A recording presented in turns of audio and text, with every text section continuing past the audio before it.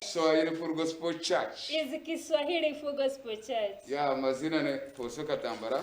Those are his names. Nukoneja nakasime agasa na akankunda Elizabeth. I've come with Katsime Agatha and akankunda Elizabeth. Amwena wishemwe uruhanga ine byakorire. And a brethren who has a testimony. She has decided to come here in studios of TV West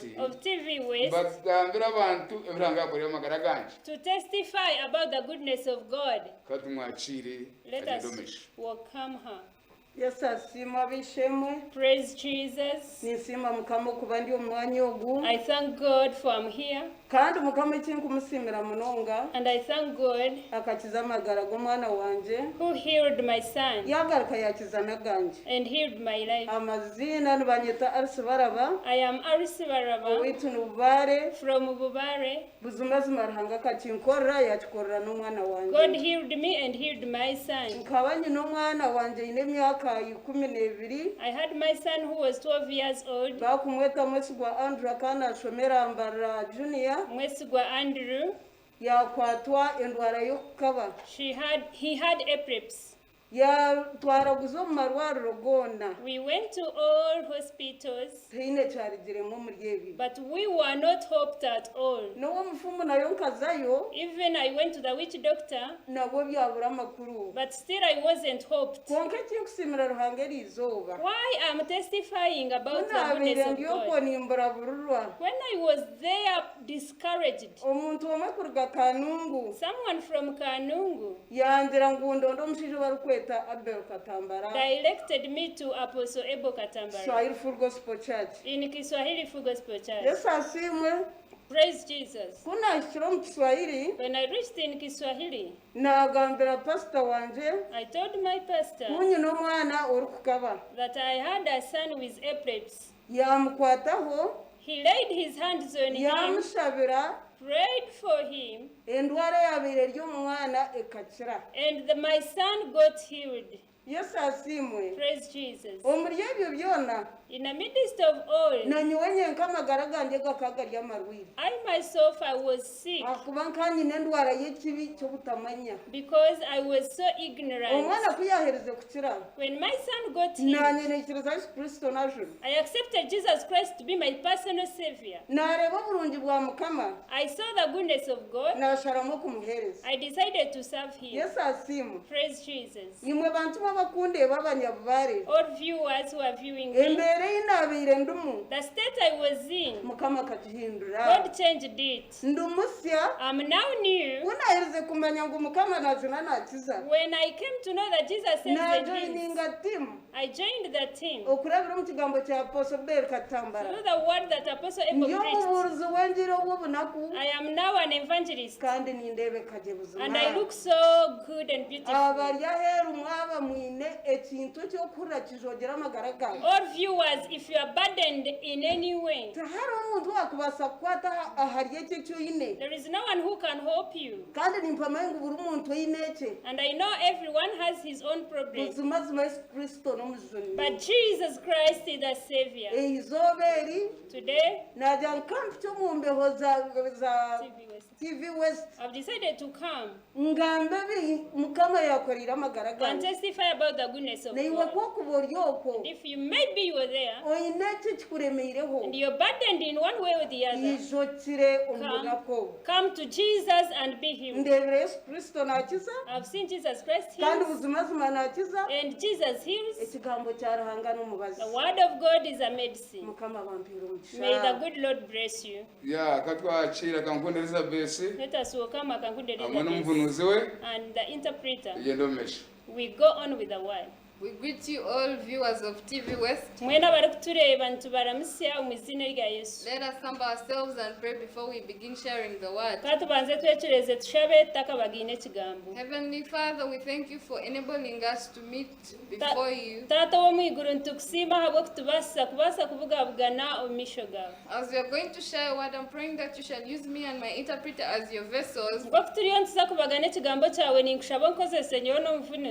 and help us to pass your message unto the viewers. Otwere tubase kusya butumwa bwawe habari kutureba. In Jesus' name I've prayed and believed, amen. Omuzina rya Yesu twasha batwikiriza amina. The title of the word today is Omutego kigambo nugugamba ngu change your mindset. hindura nteekateeka yawe. The scripture we are going to read from is in Proverbs chapter 23 verse 7. Etahandikirwe kiryo mufumu eshura ya 23 omushororongo gwa mushanju. Efumu eshura ya 23 omushororongo ogwa mushanju. Nobwo arabe nakugira ati ijorye kandi onywe konka mu mutima gwe nabatakwesire. For as a man thinks in his heart, so is he.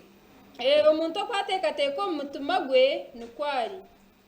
If you want to see how a man thinks, wanonda kumanya uko omuntu ari kuteekateeka, then look at him. Murebe The substance of his words and his actions. Orebe emigambire ye, orebe n'ebikorwa bye. All those represent what a man thinks. Ebyo byona nibijwekera eki omuntu ari It kuteekateeka. is an expression of what is inside him. Ebyo byona nibyoreka ekiri omunda omuri we. Have you ever seen a happy man? Wararebireho omuntu ashemerirwe. Sometimes they don't have to say they are happy, but their appearance shows. Obumwe n'obumwe nabatende kwetenga ngu agambire ngu ashemerirwe konka okwari nikworeka ngu ashemerirwe. Have you ever seen a man that is downcast by problems or an angry man? Wararebireho omuntu wena nyigisiriziibwe ebizibu ninga nyigire. Just looking at him without hearing a word from him will tell you that this man is downcast. Wamureba bureba atakugambira no kugambira no mureba oreba to omuntu ogu ahwiremu amaani. The face is a screen showing what is in the mind or the heart of a man. Ahamishaho omuntu mbwenu nicyo kitangare kiri kworeka ekiri omu biteekateeko bye n'omu mutima gwe.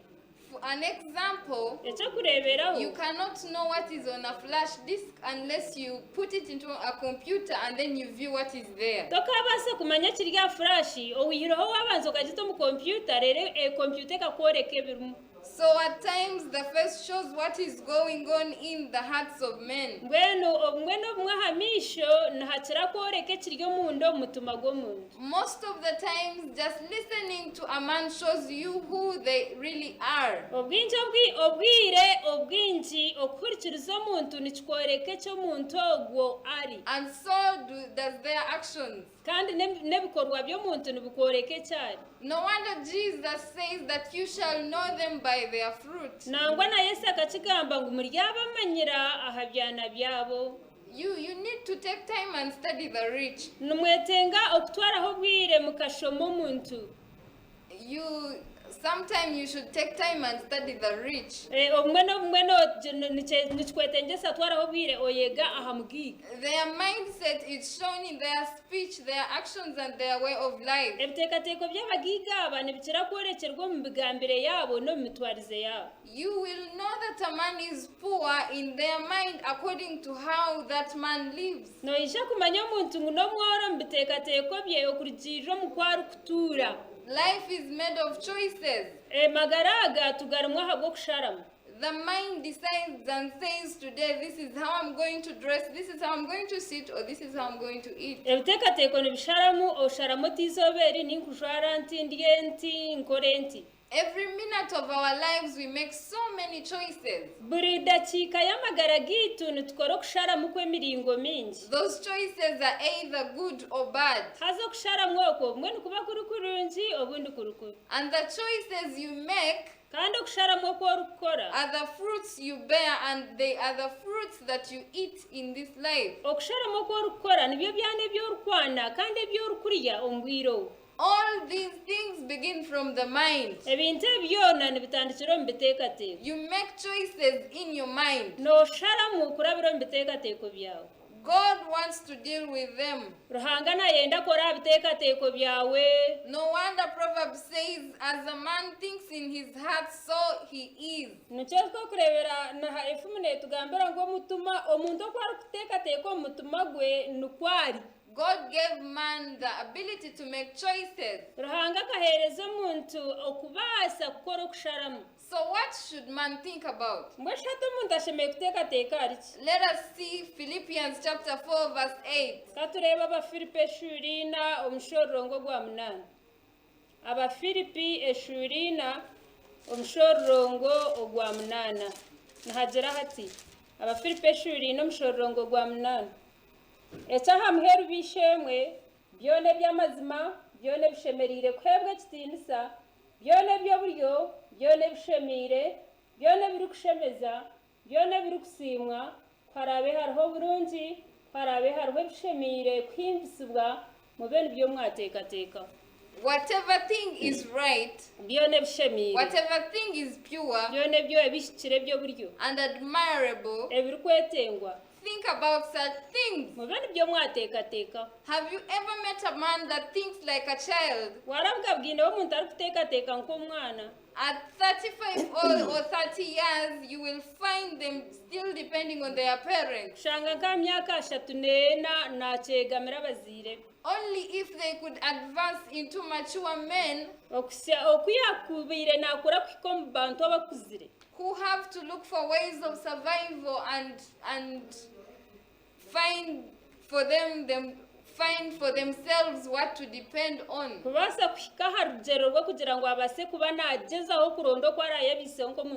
You will find such people blaming the government for not creating enough jobs for them. You will find them blaming their parents for not taking them to good schools.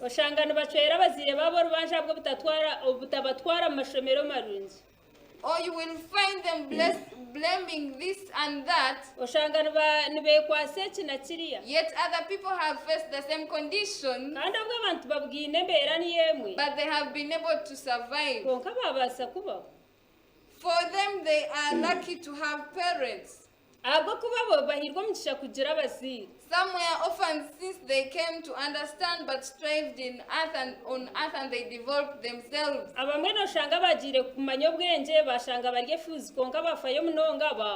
Minimize on blaming people for your misfortunes.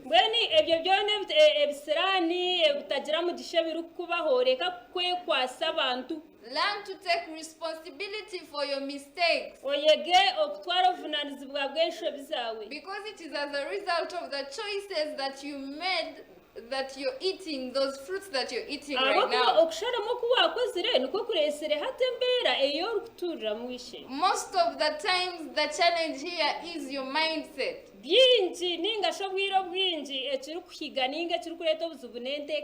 The rich people do not have anything greater than what you have at times. Most times it is your mindset. You are where you are today because of the choices you made yesterday. One of the riches God gave you is the power to make choices. The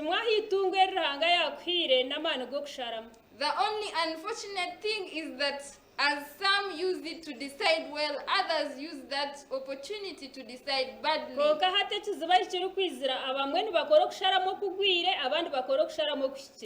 others are thinking on how to get big farms of about 8 acres,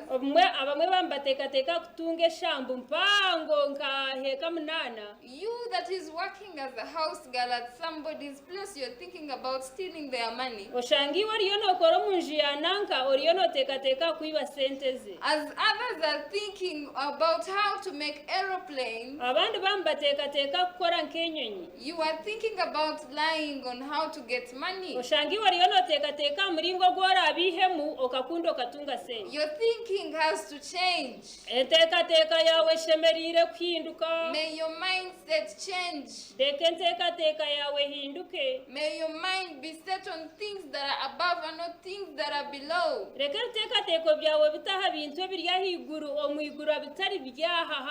Colossians chapter 3 verse 2 tells us that set your mind on things above and not on earthly things. As others are thinking about growing in God, your mind is telling you on how to cheat at your workplace. As others are growing deeper into the things of God, for you go to church for certain reasons, following some other girl ex to take her to bed. Oshangi wariyo nozo mukanisa omwanya wokuze kushera ruhanga ngo okure ogweriro mwishingo karugayo nawe. Your mindset has to change. Enteekateeka yawe ine kuhinduka. For as a man thinks, so he is. Kuba omuntu okwateekateeka nukwari. Philippians chapter 4 verse 8 tells us what to think of. Whatever is good, whatever is admirable, such things are the ones that you're supposed to be thinking of. Change your mindset. God bless you as you welcome the first. Just as you've heard. If you want to go forward, if you want to do special things, if you want to be famous, you want to prepare yourself and you change your mindset. All the vehicles that you see, they are not the same. What determines the car? It is the engine. Now a person, the brain, determines what you will be. Your mindset determines your victory. First sit down and think. Even though you are born poor, you can come up as long as you change your mindset. If you can change your mindset and you focus ahead and you forget the past and you go on, all viewers, even though you are in hardships, change your mindset, and then you will go from a step to a higher step. Change your mindset, and then you will determine what you will be. Now, maybe your parents took you to a bad school because of lack of money, but then another student goes to a best school because they have money. But the one who goes to a poor school but with a purpose, in future someone can be developed and become someone who is famous. Let me show you an illustration. They can give like 30 cows to a person, and another one is not given any cow. But the one who was not given cows might work and have cows more than the first. What determines is the mindset. Some, they eat. They eat much than what they earn. Which means you are eating your future. Don't eat much than what you earn. Change your mindset. The one who will be the doctor thinks about it when he's still in primary. Maybe you find that student just studying, admiring to become a doctor. And as others are outside praying, that child has no time for that, but he's doing his revision, asking questions to the teacher, consulting the teachers to help him to fulfill his future, who will help him to fulfill his vision, who will help him to fulfill and reach his goals. What determines is your mindset. What determines is your mind. Your brain, if you use it anyhow, you confuse it and it becomes stuck. But once you dodge the useless,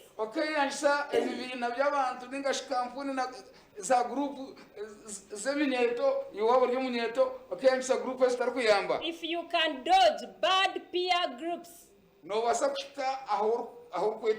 can reach your goal.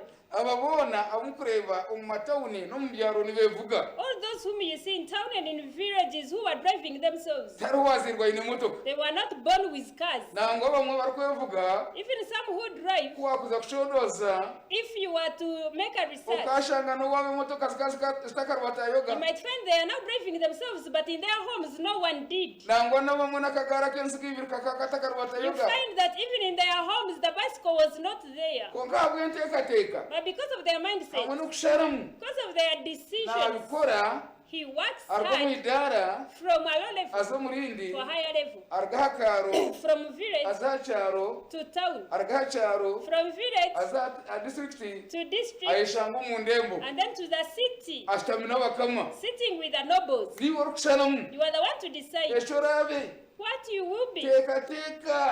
Think. Change your mindset. There is someone whom I heard about. He was transacting shoes. He has a business of the shoes and he went to the island. When he went there, looking for the market for his shoes, he found there men and women. They were having very funny feet. They were big. They were tall. I don't know why they were in that state. But from there, that businessman became discouraged. And he said, why did I go there? Another businessman, when he asked that person, he told him, I don't know why I went to that island. Because really, I didn't gain anything from that journey. The other businessman, when he heard,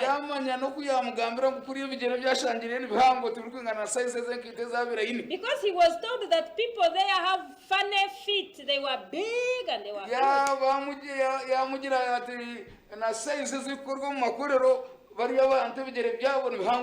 He said that those people, they were oversized. The other businessman went there also. When he reached there, when he looked at the big feet of those men in the iron, he saw the business. What he does, he shows them the small sizes of the shoes, and then he inspired them that they can also have shoes and put them on. But then they were like, our feet are funny, they cannot fit in shoes. But then he asked them to make them accept him half measurement. That businessman told those men on the island that let me make measurements and take your measurements and take the measurements and bring you shoes. So he went to the industry that makes shoes. And then he took the measurements and he brought them shoes. When he brought them shoes, he got to market and they bought. What determines is your mindset. The first businessman saw that there was no market. But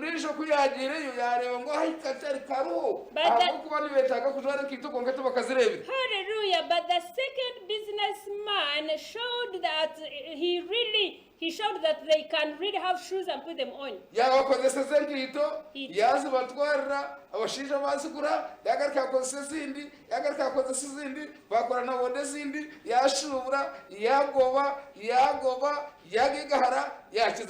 Hallelujah. He took their measurements, brought them shoes, and then he profited a lot. The mindset. Let me tell you this. Most people are not poor. But the problem is the brain. Once you change your mindset, your future is so bright. Those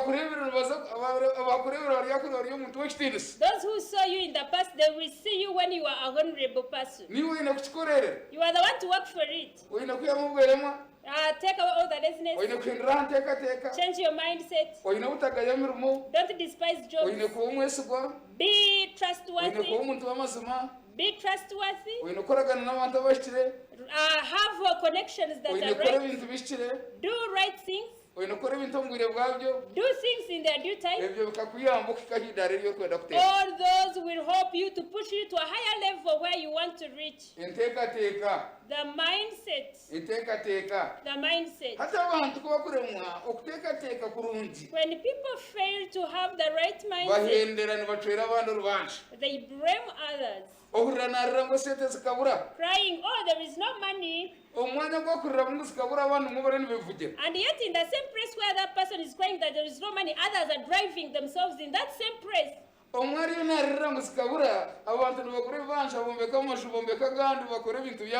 that same place where he's crying that there is no money, others are really buying land, they are building, they are constructing. Where do they get the money? The big thing, the big issue is the mindset.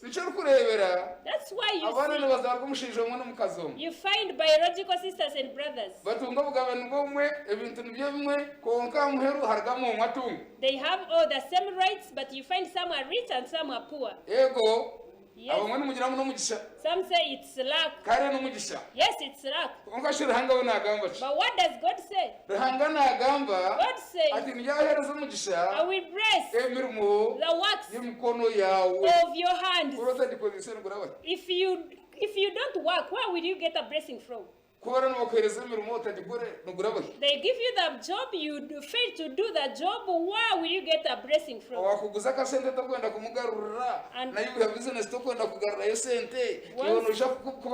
Someone gives you money, you fail to pay back. If you're trustworthy, that's the biggest riches. If you are to be rich, be trustworthy. If you want to be rich, do things in due time. If you want to be rich, do things in the way they are supposed to be done. If you want to be rich, just plan for your future.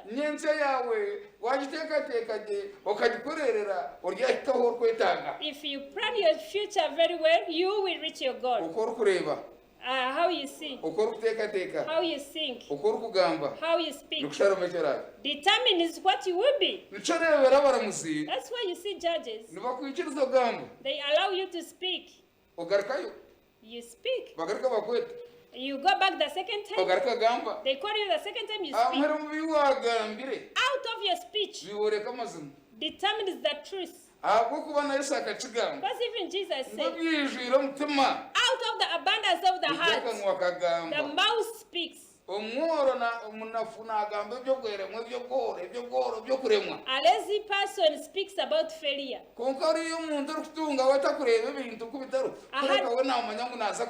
hard-working person knows that everything is possible. Have you ever known that even the rich men and the rich women, they know to wake up very early in the morning? When the buses used to go very early. Even at 5 p.m. they are already out moving. Those are so hardworking. And they buy buses, they buy another buses. And then they call them thieves. Yet when we were sleeping, for them they were working. Think. Change your mindset. Change your actions. Change your mindset. Change the way you see things and the way you take things. You handle things.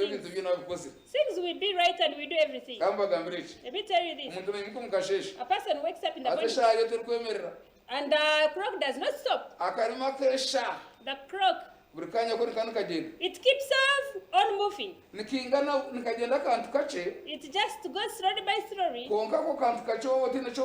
But once you don't do anything in a minute, then you have lost a lot. The minute that you waste, that is your future that you lose and you miss. The minute that you vary and you do variable things, wow, that's your bright future.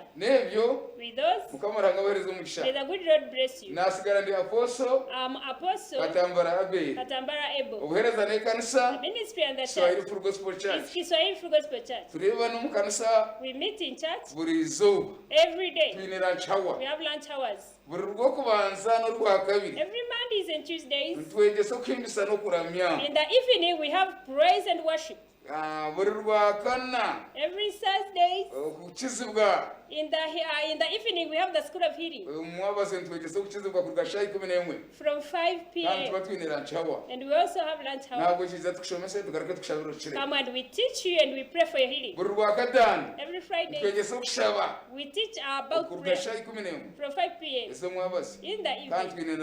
And we have lunch hour. Isha twegese. Come and we teach you. Tukushabire. Come and pray for you. Twegekategere kuyamba. We are ready to help you. Rugayo. Come. Nebyo rahanga ko mugisha. May the good Lord bless you. Kangire nti. Let me say Bye bye. bye